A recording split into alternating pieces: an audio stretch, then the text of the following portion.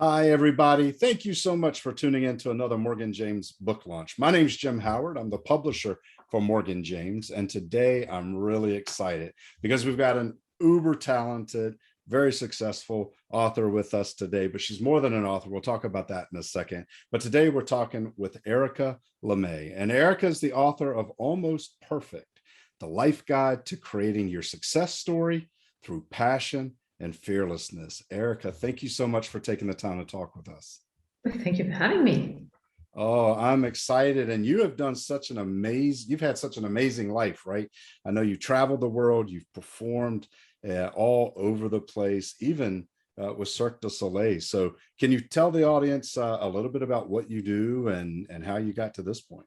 Absolutely. So I've started at 4 years old. I had my path through ballet, gymnastics, and eventually circus arts. And as of the age of 13, I started touring the world with a contemporary circus company. I'm originally born in Canada, but I lived all around the world since then. And at 19, I decided that I wanted to be freelance. So that's when I created physical poetry, which is my brand and my art. More than a brand, it's my art that I wanted to create something for myself. And then for decades, I've been touring the world and often as well as a guest act with Cirque du Soleil. But I really wanted to promote my own style and my own art.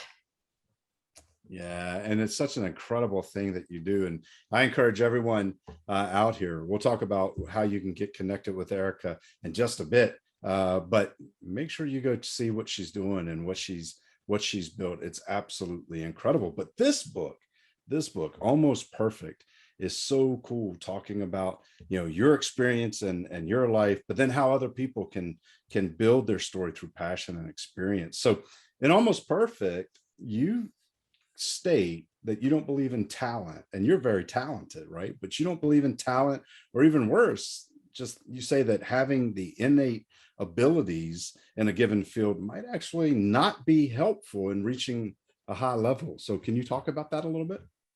Exactly. Actually, I think that being talented won't make you world class. It's the decades of dedication that will. So every story of elite performers, they come with an unbelievable load of trouble. Just let's think about George St. Pierre, who is a Canadian superstar in mixed martial art and regarded as the best in the history of mixed martial art. He was this skinny boy at school being bullied, and no one would have regarded him as talented, quote unquote, as we regard talent. Or in the US, there's Wendy Whalen, who is the former New York City Ballet principal for 15 years. She has inspired generations, and she was, as a child ballerina, her severe scoliosis made her, well, they told her she couldn't have a chance at a professional career. So all of that, I think that shows you, and it's just banal examples, but it's not the ones who had it easy at the beginning that get out of the mass. And another thing is that to become good at something, it takes perhaps 10% of your career. And there's a quite good pool of good people that you won't remember. And to become great at something, it's the other 90% to belong to the elite. That's what really matters. It's the time that you put afterwards. And for that, I think it takes more than the initial abilities. And we put too much importance in the initial abilities. And actually, those who face obstacles might have an advantage there. First of all, when they have to remove themselves from their career, for example, I just take a sportsman, a sportswoman, we go through injuries and we have to stop for a year, 2 years, but we don't lose this time. You're able to take it as a learning opportunity. And if you had it easy at the beginning, and eventually you arrive at the place where you plateau, those who are really hungry, the fearless and the hungry, will make a difference and go through the fire to really be out of the mass. And I think that's what we should remember. And perhaps talent should be regarded as strength of character and willpower.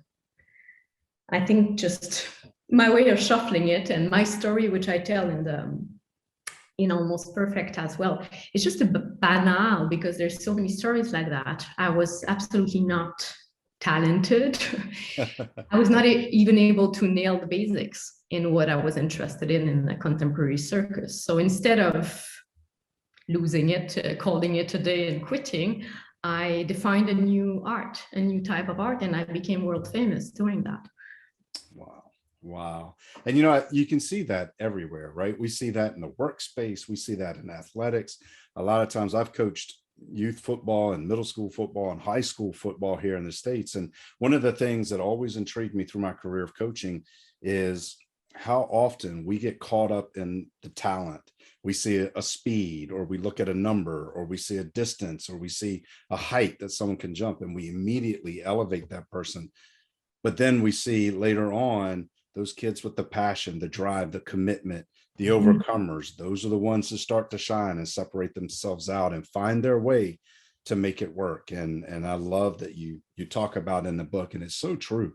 But with that, right, because you talk a lot about passion, in a world where rejection and failure happen on a daily occurrence, how could you keep your head up when you experience those failures? And like you said, you didn't have the talent all the time to hit those marks, so you had to do something different. But how did you keep your head up and keep yourself motivated and moving forward? Well, your dreams will be crushed so many times, but your passion shouldn't. I think that the level of effort and sacrifices, which I always call choices, not sacrifices, all come down to the intensity of your passion. So then you'll ask me, how do I find a passion? Well, don't expect to be hit by a passion as a bolt of lightning. That's not how it works. A passion, actually, if you have a craft one, needs to be regarded as not practical, but essential. And it is difficult to create it. Find an interest, explore it, sweat over it, fall in love with it. And then when it still remains an interest, perhaps we can start to call it a passion or to regard it as such. I think that we give too much of a rose petal way to the word passion. It's a choice also, and it's a life-changing choice. If you choose a passion and then to make your whole life project around it, you're not choosing the easy path, but it's extremely rewarding. You must give birth to it. It's painful. It's going to be painful. So how deep is your passion will dictate to me the life project that you want to make happen. And then we talk about the master plan, which is the easiest and something so fascinating to create. But first you need to have something solid, which is your passion. And I think that the path to success is more like a battlefield than a fairy tale, and is often too much regarded as a fairy tale. Yeah. I think it's interesting to see the behind the scene, which is what I try to show as well, of the biggest stage in the world. We all have this imposter syndrome, which I talk about in the book as well. For me, it was there when I was at the climax of my career. I was performing in front of Bill Clinton, Madonna, Elizabeth Hurley, and I still felt like I did not belong, even in front of a standing ovation. And I had to go all the way to the other side of the world to get, in a school, to be taught by a Chinese master, to understand that actually I didn't have anything to envy 21, that I had my own form of art and I could be proud of it.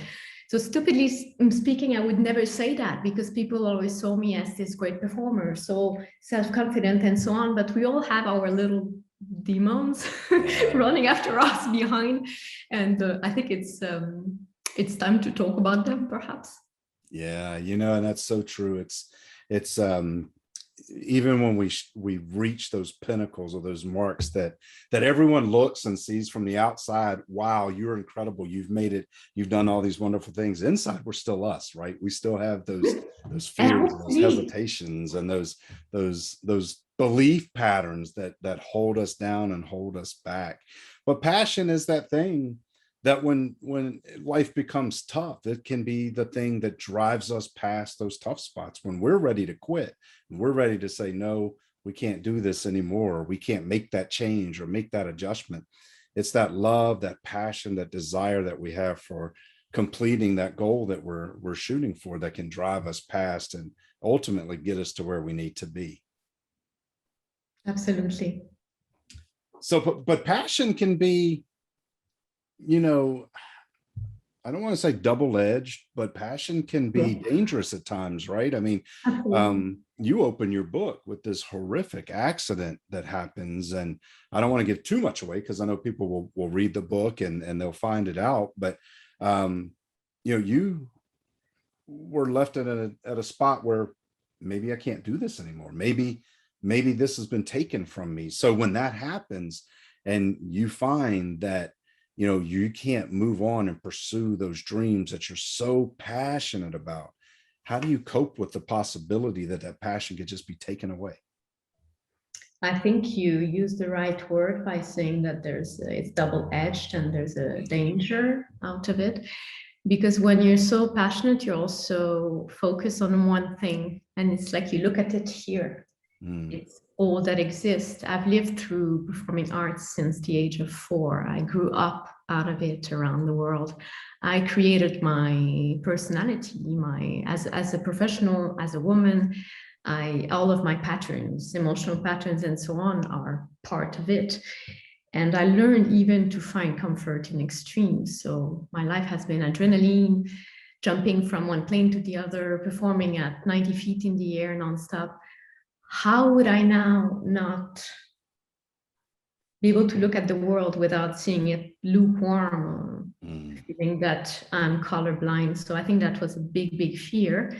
And obviously we know that it's going to happen, that as a performing artist, that it's going to stop at some point. But I think everyone does some kind of denial, so we're never ready.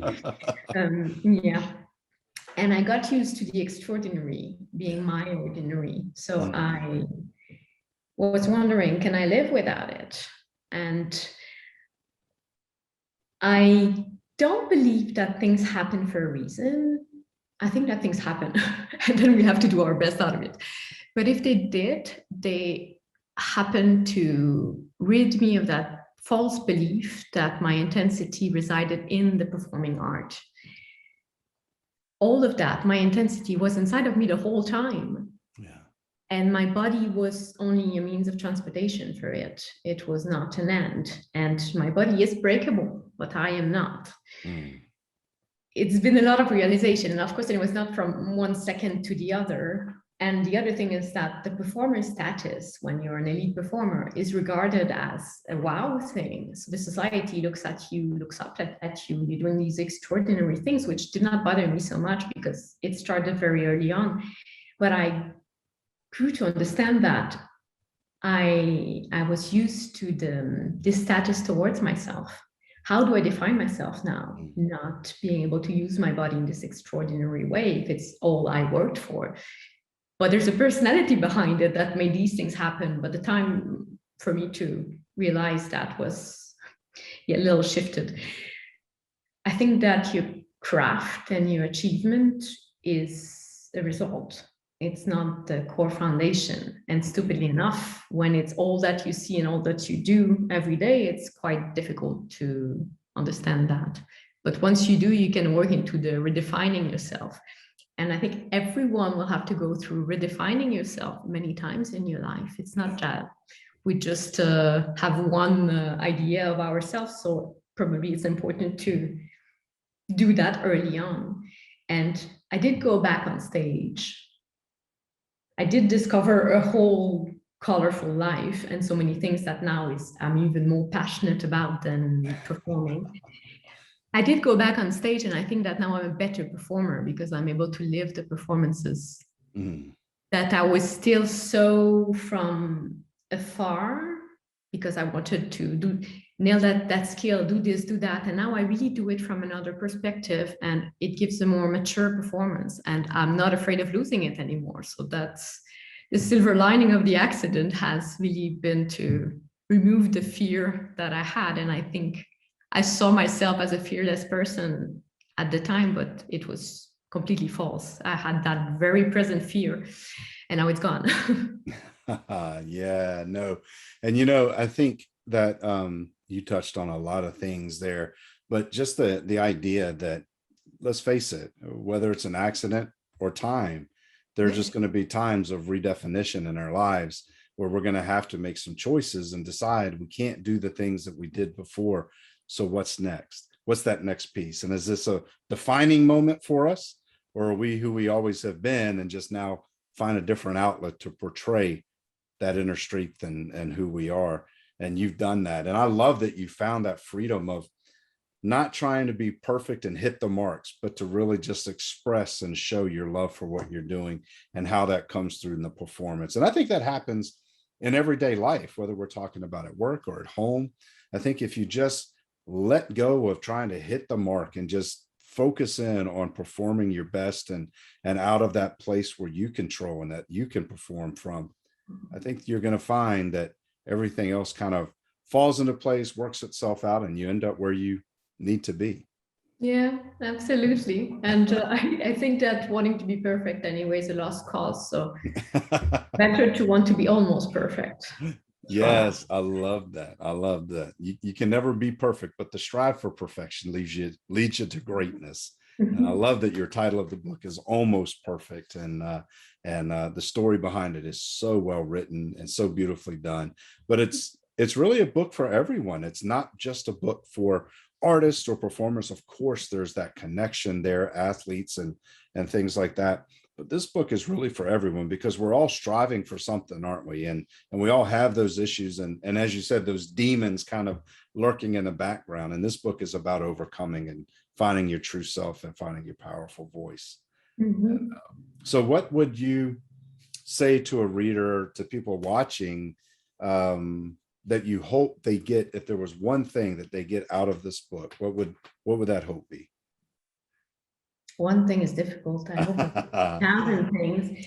But apart from the core story and the core narration of my own life, I try to feed as much tools, like concrete tools as possible, to be able to make a step ahead. So it's really straightforward. It's not in the air, fluffy, cute story. There is a story behind. There are very nice moments. There are moments that are terrible, yeah. But a lot of tools. And I hope if they can get one tool, whatever it is, because it's from health to personality building, to redefining yourself, to career, yeah. Depending where you stand, if one tool can help you, and it's really like almost a to-do list, that would be, I think, what you can take out of it. Yeah, beautiful. But and I know yeah, you guys out there watching, this book is for you. This book is a powerful book. It really walks you through that process and gives you, as Erika said, the tools that you need. So I encourage you to grab a copy of the book, Almost Perfect. It's available everywhere books are sold. So I encourage you to go out to your favorite place to buy books and get a copy of this book today. But Erika, I know people that are watching us now are going to want to connect with you. They're going to want to find out more about what you're doing and about the book and about your message. So what's the best way for someone watching us now to connect with you? You can find all the social and so on my website, which is Erika with a K, Erika Lemay, Lemay.com. So erikalemay.com. I'm going to do my little PR moment with the book. Oh, there That's it is. how you write my name. It's very soft and wonderful. You should yes, it's so your beautiful. Hands. And then you can meet me over Instagram, whatever, Twitter, all of them, email.